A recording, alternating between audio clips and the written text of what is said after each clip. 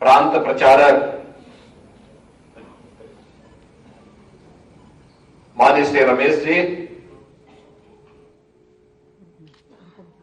क्षेत्रीय संगठन मंत्री विद्या भारती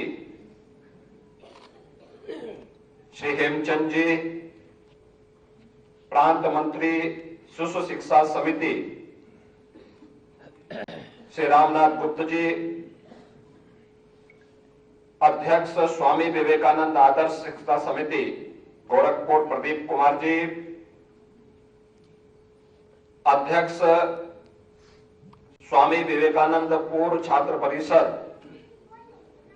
श्री विवेक माहेश्वरी जी, राष्ट्रीय स्वयंसेवक संघ के प्रांत संचालक डॉक्टर महेंद्र अग्रवाल जी,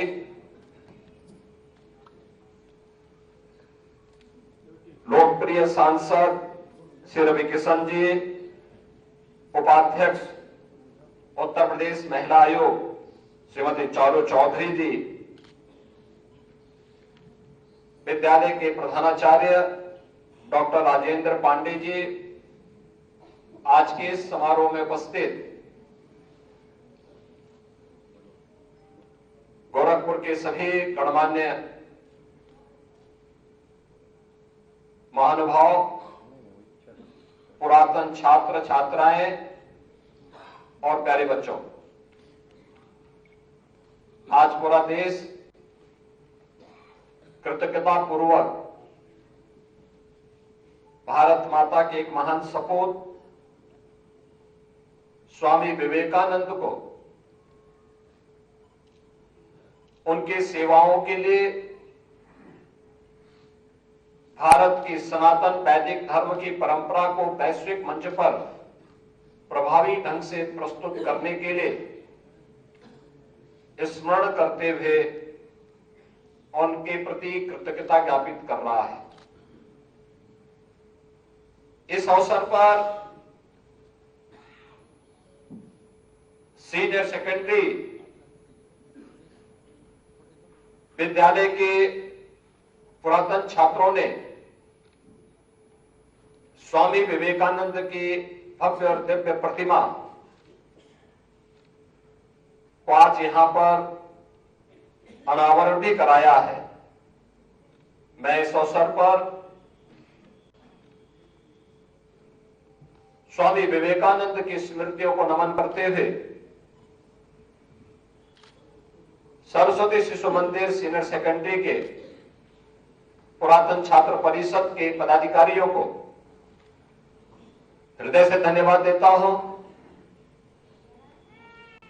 कि उन्होंने अपनी संस्था के प्रति वही कृतज्ञता ज्ञापित करने का काम किया है जो आज पूरा देश स्वामी विवेकानंद के प्रति कर रहा है, और स्वामी विवेकानंद की स्मृतियों को बनाए रखने के लिए सरस्वती शिशु मंदिर और विद्या भारती की संस्थाएं आज से नहीं 1950 से ही लगातार योगदान दे रही है। यह मूर्ति उसका एक जीवंत मूर्त रूप है। मैं इस अवसर पर सरस्वती शिशु मंदिर सीनियर सेकेंडरी प्रबंध समिति प्रधानाचार्य और सभी आचार्यों को भी हृदय से साधुवाद देता हूं। बहनों और भाइयों, स्वामी विवेकानंद जब भारत और भारतीयता की बात आती है,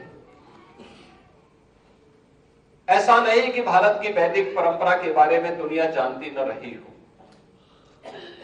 स्वामी विवेकानंद का जन्म तो 1863 में हुआ। मात्र 42 वर्ष की उम्र में वे अपने भौतिक नश्वर काया को उन्होंने छोड़ दिया था। कुल 42 वर्ष की आयु उन्होंने जिया था। लेकिन इन सब के बावजूद स्वामी विवेकानंद बनने की प्रक्रिया क्या होती है, और जब कोई व्यक्ति अपने आचरण से और अपने व्यवहार से, अपने विचार और आचरण में एक साम्यता ला करके कोई बात कहता है, कैसे देश और दुनिया उन्हें सुनती है। स्वामी विवेकानंद ने वैदिक सनातन धर्म को वैश्विक मंच पर उसी प्रभावी ढंग से रखा। अब याद करिए, आज पूरा देश स्वामी विवेकानंद का स्मरण कर रहा है। जब ये देश गुलामी की बेड़ियों से जकड़ा हुआ था, उस वक्त कोई भारत की सनातन धर्म और वैदिक परंपरा की चर्चा करना अपने आप में एक दुरूह कार्य था। किस किस प्रकार की चुनौतियां देश के अंदर रही होंगी, लेकिन उस समय शिवा सन्यासी ने हर भारतवासी के मन में राष्ट्र के प्रति एक चेतना के जागरण करने में एक बड़ी भूमिका का निर्वहन किया था। उत्तर से दक्षिण तक, पूरब से पश्चिम तक संपूर्ण भारत का उन्होंने दौरा किया। और जब 1893 में शिकागो रिलीजियस समिट में उन्हें जाने का अवसर प्राप्त हुआ, तो वह भी कुछ राजाओं के द्वारा दिए गए योगदान के परिणाम स्वरूप वे वहां पहुंच पाए। लोगों को लगता था कि यह व्यक्ति यहां क्या बोलेगा, लेकिन उनकी बोलने की शैली भारत के सनातन मूल्यों के प्रति उनके मन में जो भाव थे, और जब वैश्विक मंच के सामने उन्होंने भारत की इस परंपरा के बारे में, समृद्ध सनातन धर्म की परंपरा के बारे में प्रभावी ढंग से अपने वक्तव्य को उस मंच पर रखा, पूरी दुनिया भाव विभोर होकर के उन्हें सुन रही थी, निहार रही थी। और भारत का एक सन्यासी अपने प्रारंभिक उद्बोधन से लेकर के अंतिम उद्बोधन तक, क्योंकि किसी भी इंटरनेशनल समिट में एक निश्चित समय होता है, उस एक छोटे से अंतराल के अंदर उन्हें अपनी बात को रखना होता है। लेकिन कहते हैं जब स्वामी विवेकानंद बोलना प्रारंभ किए तो हर व्यक्ति उन्हें निहार रहा था, उनकी बातों को, उनको बोलने के तरीके को के प्रति इतना मंत्रमुग्ध था कि हर व्यक्ति उन्हें अधिक से अधिक सुनने की चाहत रखता था। और फिर स्वामी विवेकानंद न केवल दुनिया में छा गए, लेकिन जब भारत में भी आए तो भारत में भी जगह जगह उनके स्वागत के लिए जो पहले अनाम थे, गुमनाम थे, वो आज वैश्विक मंच पर छाते हुए दिखाई दे रहे थे। पूरा भारत उनसे विमुख था। बहुत सारी ऐसी चीजें हैं जिसको स्वामी विवेकानंद ने भारत और भारतवासियों को उस समय उस चेतना के प्रति जागरूक करने के लिए कहा था। जब वे वापस भारत आते हैं तो उन्होंने भारतवासियों से कहा था कि सनातन धर्म दुनिया का सबसे प्राचीन धर्म है। हमें अपनी परंपरा पर गौरव की अनुभूति करनी चाहिए, लेकिन याद रखना हर भारतवासी का ध्येय